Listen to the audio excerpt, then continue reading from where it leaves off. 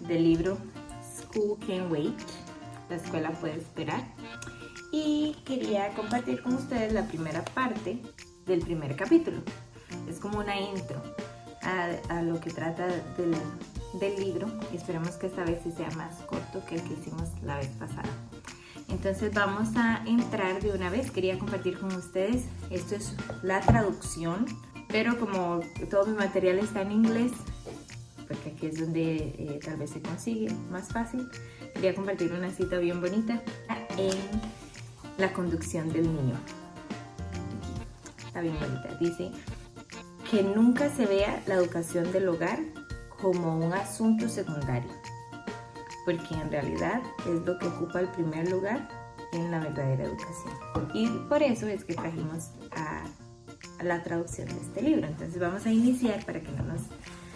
porque hay muchos detalles, cosas muy bonitas que aprendí que quería compartir con ustedes. El título sería Las facetas interrelacionadas del desarrollo de la primera infancia. Y lo primero que habla son de las tendencias en la formación de la primera infancia. Habla de cómo estamos perdiendo terreno en lo que es académicamente y conductualmente con nuestros niños. Y es posible que no entendamos, dice así el libro, las necesidades de desarrollo de nuestros niños y que coloquemos nuestros derechos o nuestras necesidades personales como adultos en lugar de las de ellos, las coloquemos en primer lugar. Y aunque eso es importante, eso ha sido la sociedad que hoy tenemos es el fruto de eso, que pensamos mucho más en los adultos que en nuestros niños. Habla de que nosotros pagamos por la mejor educación de nuestros niños en escuelas o instituciones privadas, en donde se les puede dar la mejor educación, pero resulta que nuestros niños no rinden de la manera que deberían rendir. Entonces tenemos que volver a pagar a otras instituciones que arreglen esas situaciones, si se puede decir así. Entonces tenemos niños que entran a nuestra escuela pero no tienen desarrollado el lenguaje de la mejor manera, entonces vamos y pagamos una terapeuta de lenguaje. Niños que les cuesta tal vez comprender matemáticas, entonces tenemos que pagar un tutor de matemáticas. Y así, en muchas áreas, ¿verdad? Entonces habla de que es como un ciclo en donde pagamos al Estado para la educación de nuestros hijos, pero al final tenemos que pagar al Estado de nuevo para que arregle el problema que nosotros mismos estamos creando. Entonces habla un poco de cuál es la razón por la que según los estudios o el libro se creó para desenmascarar la posible causa de nuestras fallas educativas.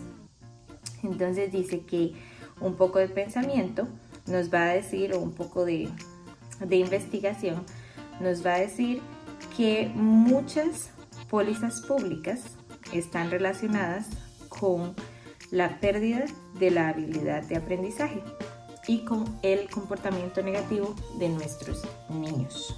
Solo pensar un poquito y buscar el trasfondo de lo que está sucediendo. Entonces dice, si nuestra sociedad no tiene la suficiente sabiduría y dejaran de ser tan egoístas, la palabra es selflessness, que no pensaran en ellos tanto, tuvieran el valor para tomar en sus manos la solución, entonces nos despertaríamos y nos daríamos cuenta que en realidad estamos yendo por un camino de totalitarismo y aniquilación. Aniquilación. Entonces me puse a buscar qué era el totalitarismo, y es una forma de gobierno o sistema político que prohíbe toda oposición, grupal o individual, y que ejerce en extremo y alto grado un control completo y una regulación completa sobre la vida pública y privada.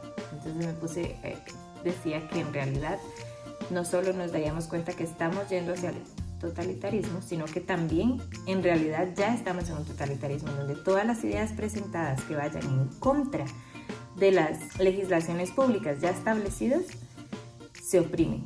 Muchas de las ideas que se puedan presentar pueden causar corronche, diríamos en mi país, o fricción. en el área educativa.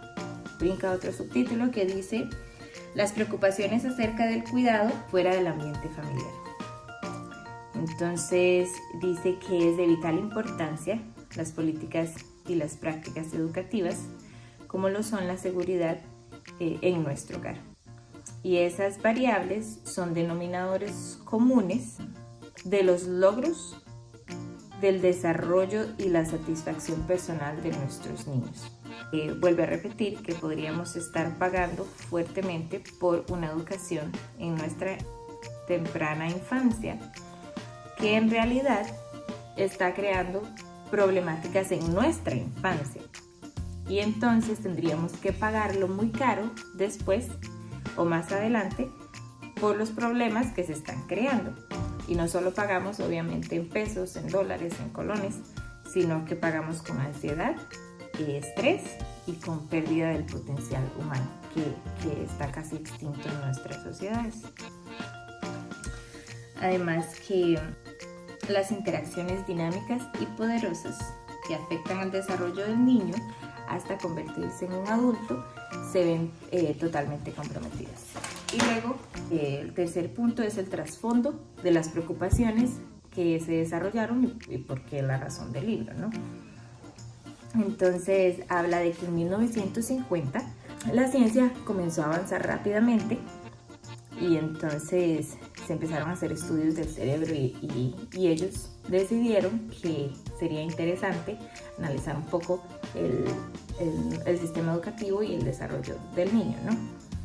Y entonces se trajo a colación cómo la neurofisiología y la cognición humana se iban a estudiar conjuntamente en estas investigaciones que iban a hacer, y cómo eso iba a afectar, o cómo estos comportamientos iban a afectar al sistema nervioso central de los niños. Y bueno, una de las figuras que destacó en esa época fue Jean Piaget, que fue uno de los obviamente pioneros en la educación de la primera infancia, y él apoya que los niños tienen una edad para estar listos para ir a la escuela, y cuando se rompe esa edad es cuando se crean problemas. Y entonces Jean Piaget inicia, y sus experimentos fueron replicados en algunos otros lugares a nivel del mundo. Y lo que más les llamó la atención es el concepto que él utiliza del periodo de las operaciones concretas. ¿Y qué se refiere con eso? Según Piaget, el periodo de las operaciones concretas se refiere al inicio de la lógica y a los procesos de pensamiento, al inicio también de la clasificación entre las similitudes y las diferencias entre objetos y diferentes personas, y cómo el cerebro empieza a desarrollar esas capacidades, esas habilidades. Y resulta que se dan entre los 7 y los 9 años y llegan a su máximo desarrollo de los 10 a los 12 años. Entonces eso apoya que cuando nosotros colocamos a nuestros niños en las instituciones antes de los 7 años, empieza a generar muchos problemas, porque el cerebro y todas esas habilidades que nosotros bombardeamos, con las que nosotros bombardeamos y calificamos o evaluamos a nuestros niños para que con un si lo logró o no lo logró, ¿verdad?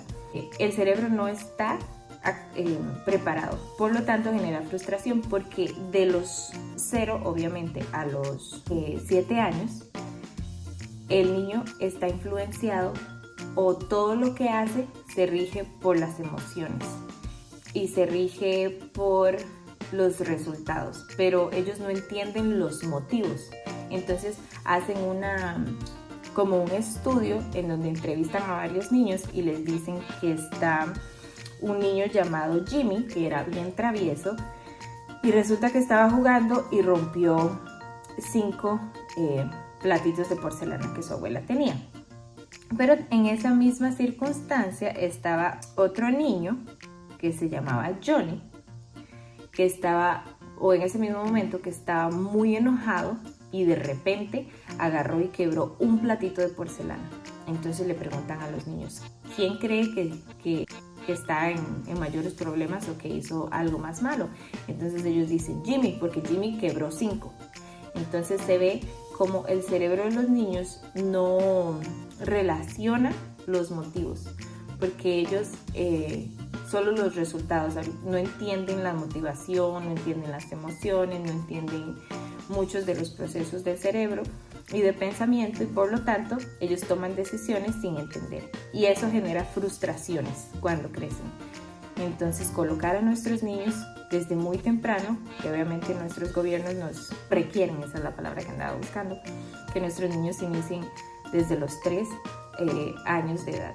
Y entonces o los padres necesitan trabajar, porque como decía en el principio, ¿verdad?, que los derechos de los padres son más fuertes que los de nuestros niños, y entonces eso crea frustraciones en los adultos de hoy.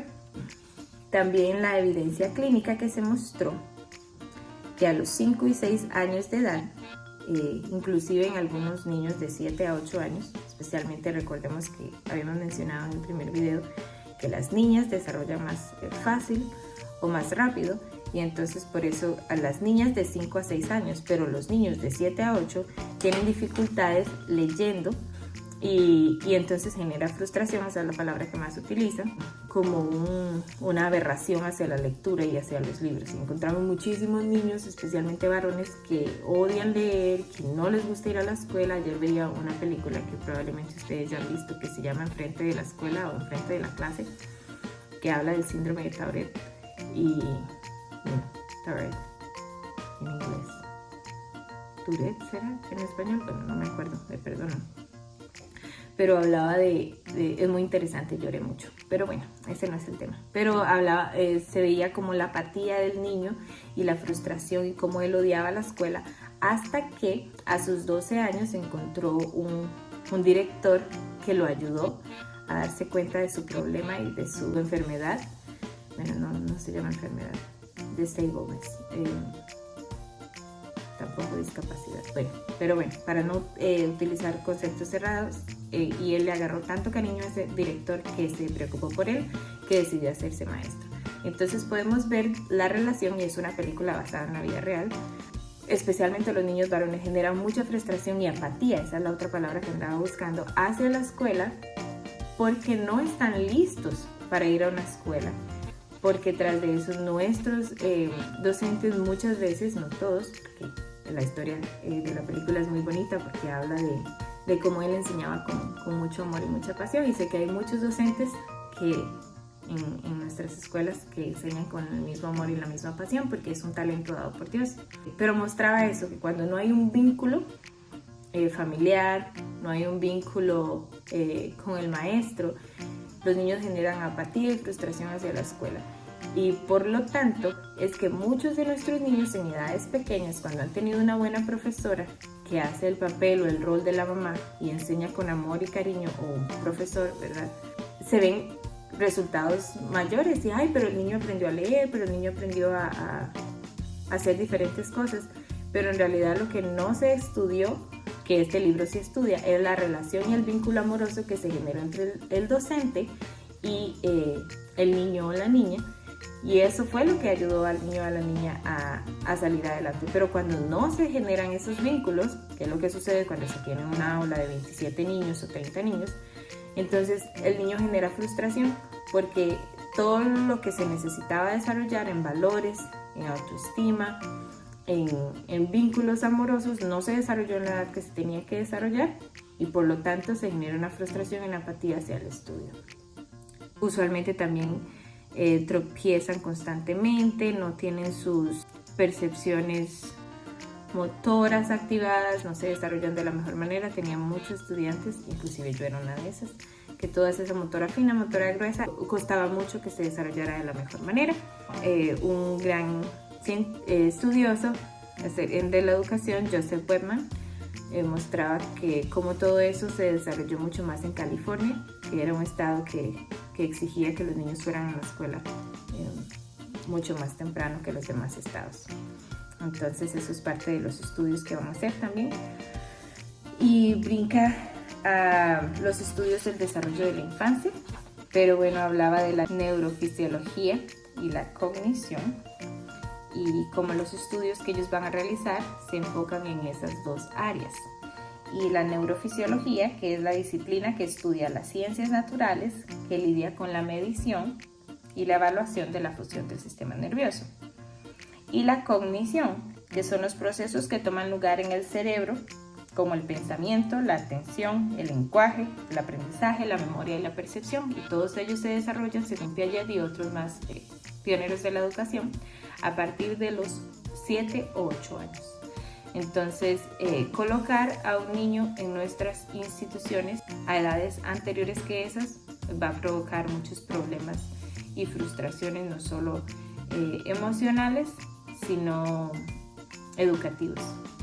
Va a traer muchos retos para el sistema educativo, para los padres, para el niño, y generar muchos adultos frustrados, inclusive muchos de nuestros jóvenes que hoy simplemente terminan el colegio y ni tan siquiera saben qué estudiar.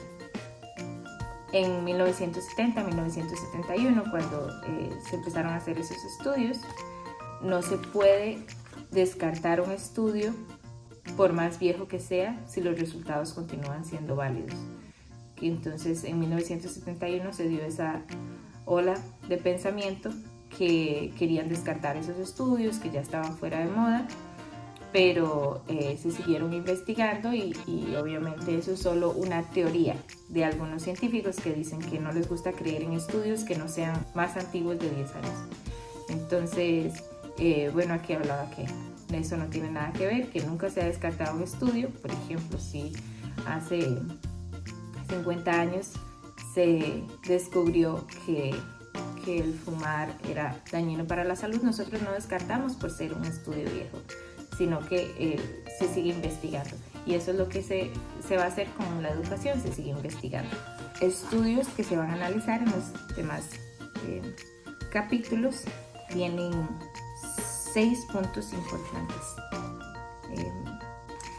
Todos están basados en el interés principal de los niños y no de los adultos. Entonces se deben de analizar y se deben entender de esa manera. Se intentan transmitir de la manera más simple para que cualquier persona los entienda, legisladores, padres de familia y no solo científicos, pero eso no los hace estudios simples. Fueron estudios profundos, nada más que se adaptan al lenguaje simple. Se debe aplicar las disciplinas para las necesidades particulares de cada estudio.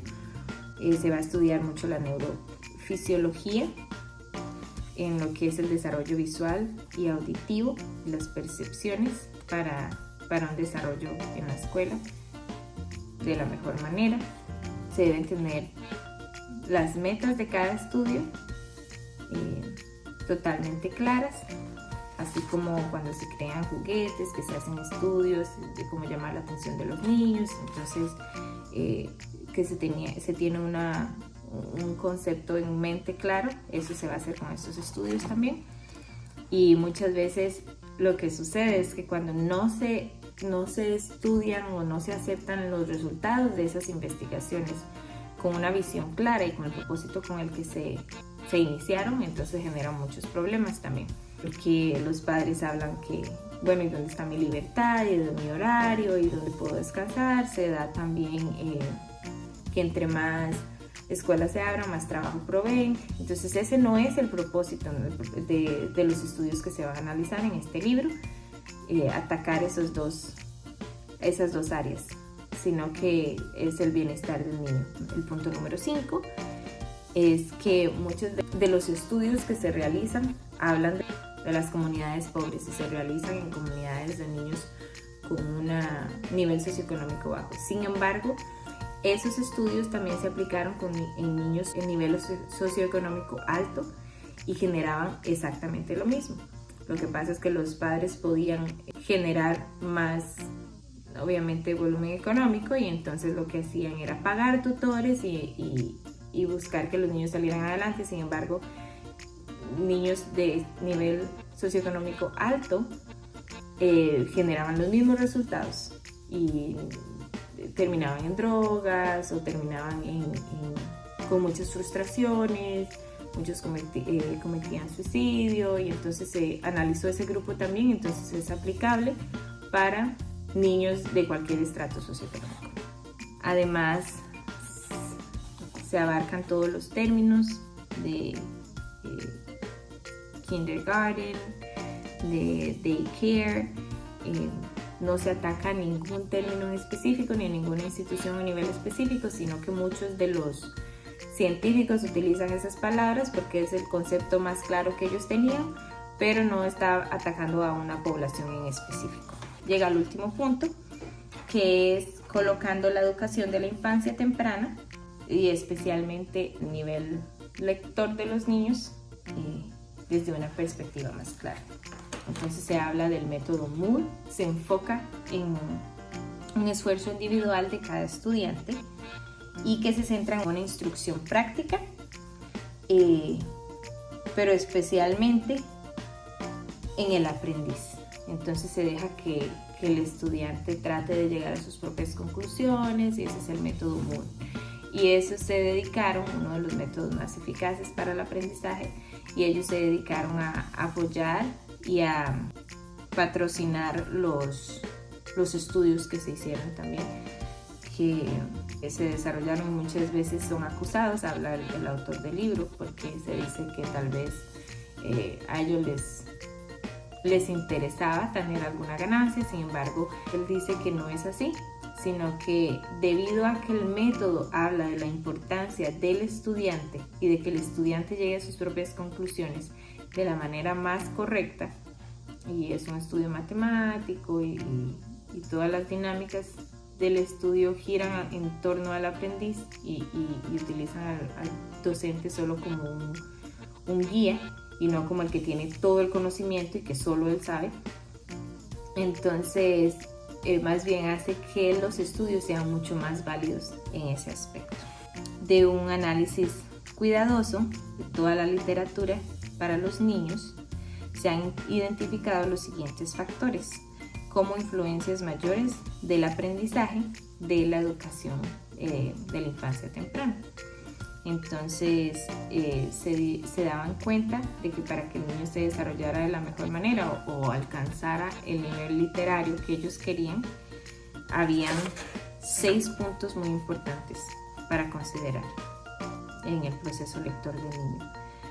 Las personas significativas en la vida del niño, la naturaleza del ambiente material que rodeaba al niño, la interacción de las personas y del ambiente para proveer oportunidades de experiencia y exploración a la vez, los valores y el desarrollo del autoestima dentro de la familia y del contexto cultural.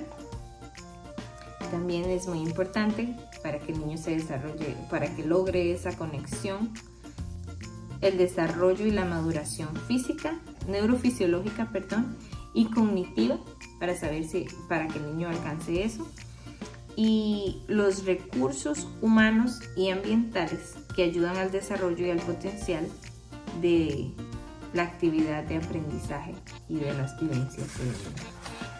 Esos 6 factores son sumamente importantes para que el niño logre tener una comprensión clara y un análisis claro de lo que lee y que aprenda a disfrutar de las actividades educativas escolares. La Fundación Moore, que ayudaba a estos estudios, se enfocó en el desarrollo cognitivo de los niños y de los factores familia, los niños como tales, la cultura y el ambiente del hogar, la maduración del desarrollo y las estructuras de los programas de aprendizaje. Y entonces buscaron todas las lecturas que pudieran ayudar al niño para darle una buena influencia en el aprendizaje temprano.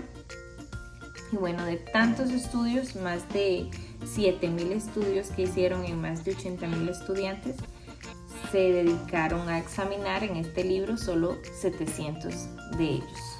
Para concluir, decía que no es seguro asumir que todos los estudios dan un mismo resultado, sino que cada vez que se hace un estudio investigativo puede sorprendernos con los resultados. Entonces habla de un estudio que cómo aplicar las matemáticas de la mejor manera. Hansen fue un educador y un investigador y él hizo un estudio internacional de los logros matemáticos. Él solo quería hacer un estudio en niños para ver cómo mejorar matemáticamente, pero resulta que él encontró resultados diferentes. Por ejemplo, los niños entre más temprano asistían a la escuela y no tenían el ambiente del hogar, no se desarrollaban de la mejor manera o tenían las mejores relaciones con matemáticas. Si no tenían una mamá que los apoyaba y que estudiara con ellos, hiciera las tareas, ellos no se desarrollaban de la mejor manera. Entonces él llegó a la conclusión de que aunque su estudio o muchos de los estudios que se hicieron en los niños en esas épocas eran para otros propósitos, resultaban todos en el mismo lugar, que la educación temprana sin tener el apoyo de la familia, por más que sea una excelente escuela, lo que provocaba eran niños con frustración y que no lograban tener amor por la escuela. Y bueno, si fuera posible, decía el autor, traducir todo esto en políticas y prácticas gubernamentales que puedan ayudar a nuestros niños, nuestra sociedad sería diferente. Bueno, espero que sea de bendición para ustedes y nuestro próximo capítulo vamos a intentar hacerlo más corto, pero son los dilemas en la educación temprana, las pólizas prácticas. Que Dios los bendiga y cualquier consulta o pregunta, estamos aquí para ser de bendición. Nos vemos.